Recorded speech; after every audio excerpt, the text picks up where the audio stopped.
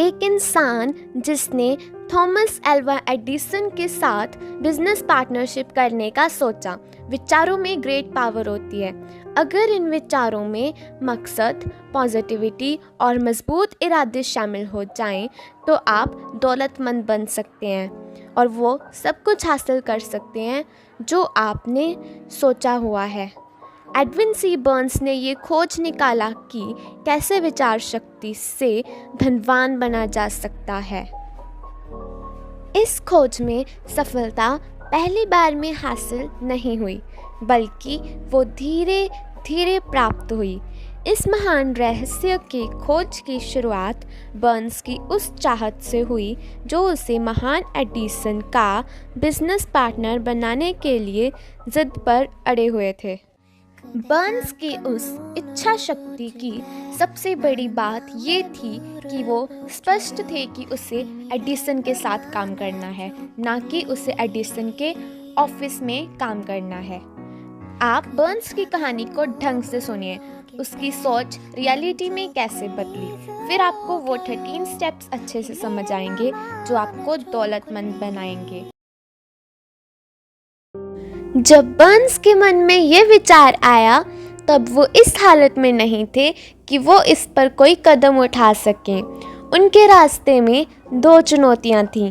पहली ये कि उनकी एडिसन से पहले कभी मुलाकात नहीं हुई थी, ना ही एडिसन उन्हें जानते थे। और दूसरा ये कि उनके पास रेल का भाड़ा देने के लिए इतना पैसा नहीं था कि वो ओरिजिनल एजेंसी तक पहुंच सकें। ये चुनौतियां इतनी ज़रूरी तो थीं कि ज़्यादातर व्यक्तियों के अंधविश्वास को डगमगा दे और उनकी सोच यहीं पर दम तोड़ दे। परंतु उनके इरादे इतने कमज़ोर नहीं थे, वो कमिटेड थे। उन्होंने हार नहीं मानी, बल्कि बिना टिकट मालगाड़ी से यात्रा करके ईस्टरिच पहुंच गए। उन्होंने एडिसन की लैबोरेटरी में खुद का इंट्रोडक्शन दिया और कहा कि वो इस इन्वेंटर के साथ बिजनेस करने आए हुए हैं। काफ़ी समय के बाद एडिसन ने उस पहली मुलाकात का खुलासा कुछ इस प्रकार किया था। वो मेरे सामने एकदम नॉर्मल टूरिस्ट की तरह खड़ा था, परंतु उसके चेहरे के तेज देखकर ये पता चल गया था कि वो जिस वजह से यहाँ आया है उसके लिए वो कमिटेड है। इतने सालों के अनुभव में मुझे ये ज्ञान हो गया था कि अगर किसी चीज़ को दिल से चाहो तो सारी कायनात तुम्हें उससे मिलाने की कोशिश में जुट जाती है। मैंने भी उसके मजबूत इरादों को देखकर उसे एक मौका दे दिया और उसने इस बात को पूरी तरह से दिमाग में बिठा लिया था कि उसे इस सफलता को पाकर ही रहना है। धीरे धीरे उसके कामों ने ये प्रूफ कर दिया कि मैंने उसको मौका देकर कोई गलती नहीं की थी। उस नौजवान बर्न्स ने उस वक्त एडिसन से क्या कहा ये इतना महत्वपूर्ण नहीं था जितना कि उसने इस बारे में सोचा कि उसे एडिसन के साथ में काम करना है। इस बात पर एडिसन ने भी अपनी सहमति जताई थी। बर्न्स अपनी पहली मुलाकात के बाद एडिसन के बिजनेस में पार्टनर नहीं बने, बल्कि उन्हें बहुत ही कम सैलरी पर एडिसन के ऑफिस में काम करने का अवसर प्राप्त हुआ था। ये काम ऐसा था जो एडिसन के लिए बहुत कम उपयोगी था, पर बर्न्स के लिए बहुत अधिक महत्वपूर्ण।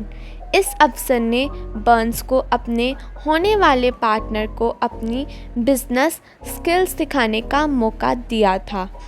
उसका होने वाला बिजनेस पार्टनर वहां उसके काम को परख रहा था। कई महीने बीत चुके थे, पर इनडायरेक्ट रूप से ऐसा कुछ भी नहीं हो रहा था जिससे बर्न्स अपने उस निश्चित गोल तक पहुंच सके जो उन्होंने अपने दिल और दिमाग में संजो के रखा था। उनके मन में कुछ ऐसे रिएक्शंस थे जिनका परिणाम बाद में निकला, पर तब तक अपने दिल और दिमाग में एडिसन का बिजनेस पार्टनर बनने के अपने विचार पर वो और ज़्यादा सोचने लगे थे। साइकोलॉजिस्ट ने सही कहा है कि जब कोई विचार दिमाग पर हावी हो जाए तो वो वास्तविकता में आपके सामने प्रकट हो जाता है। बर्न्स पूरी तरह से एडिसन के साथ काम करने के लिए तैयार थे और वो तब तक कमिटेड होकर लगे रहे जब तक कि उन्होंने वो हासिल नहीं कर लिया जिसे वो इतने समय से खोज रहे थे। उन्होंने कभी भी इस बात के लिए विचार नहीं किया कि इतना परेशान होने की क्या ज़रूरत है, चलो सेल्समैन की नौकरी आसानी से मिल जाएगी, बल्कि उन्होंने ये विचार किया कि मैं यहाँ पर एडिसन के साथ बिज़नेस करने के लिए आया हूँ। मैं तब तक पीछे नहीं हटूँगा जब तक कि मैं इस मकसद में जीत नहीं जाता हूँ, चाहे बची हुई सारी ज़िंदगी यहीं पर गुजारनी पड़े। ये सच ही है कि अगर आप एक मकसद को लेकर पूरी ज़िंदगी जीते हैं तो आप एक अलग ही कहानी लिख सकते हैं। शायद उस समय बर्न्स को ये बात ना पता रही हो, पर उनकी मजबूत इच्छा शक्ति और कमिटमेंट ने बड़ी से बड़ी मुश्किलों को पार करके वो अवसर दिला दिया जिसकी वो तलाश कर रहे थे। अवसरों की एक ख़ास बात होती है, ये बिल्कुल अलग अंदाज में हमारे सामने आते हैं। सिर्फ इतना ही नहीं, जैसा आपने सोचा होता है उससे बिल्कुल अलग दिशा से भी ये अवसर आ रहे होते हैं। ऐसा कह सकते हैं कि अवसरों की ये चालाकी होती है कि वो हमेशा पिछले दरवाजे से आते हैं और कई दफ़ा तो वो दुर्भाग्य तथा क्षण भर के रूप में भी सामने आ जाते हैं। शायद यही कारण है कि अधिक से अधिक लोग इन अवसरों को पहचानने में झुक जाते हैं। उस समय एडिसन ने एक नई डिवाइस खोजी थी जिसका नाम एडिसन डिस्टॉर्टिंग मशीन था। बाद में उसे टेलीफोन नाम से भी जाना गया। एडिसन के सेल्समैन उस मशीन के लिए अधिक एक्साइटेड नहीं थे। उन्हें ऐसा लग रहा था कि इसे बेचने के लिए हमें कुछ ज़्यादा ही मेहनत करनी पड़ेगी। बर्न्स को बस इसी मौके की तलाश थी। उन्होंने इस अवसर का लाभ उठाया और तुरंत ही मशीन को बेचने की अपनी इच्छा जाहिर की। ये वो मशीन थी जिसके लिए दुनिया में सिर्फ दो ही लोग एक्साइटेड थे, एक बर्न्स और दूसरे उस मशीन के इन्वेंटर।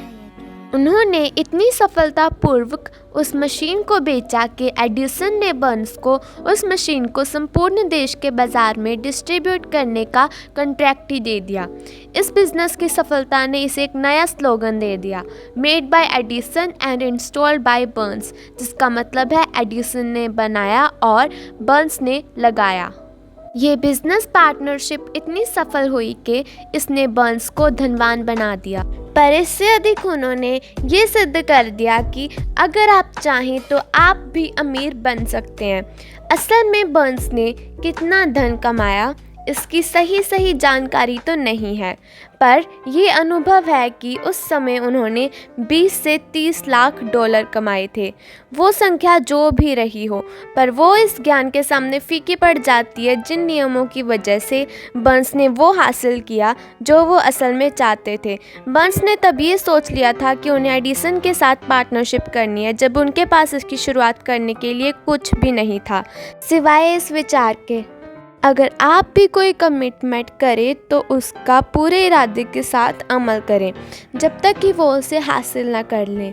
उनके पास ज़रा सा भी पैसा नहीं था, वो बहुत ज़्यादा एजुकेटेड भी नहीं थे, यहाँ तक कि उनके पास कोई पावर भी नहीं थी, पर उनके पास साहस था, विश्वास था और इच्छा शक्ति थी कि वो जीत सकते हैं। उन सभी ताकतों के साथ वो उस महान इन्वेंटर का दायां हाथ बन बैठे और उन्होंने कामयाबी को अपने नाम कर दिखाया। तो ये तो थी बर्न्स और एडिसन की पार्टनरशिप की कहानी, जिसमें नामुमकिन को मुमकिन कर दिखाया।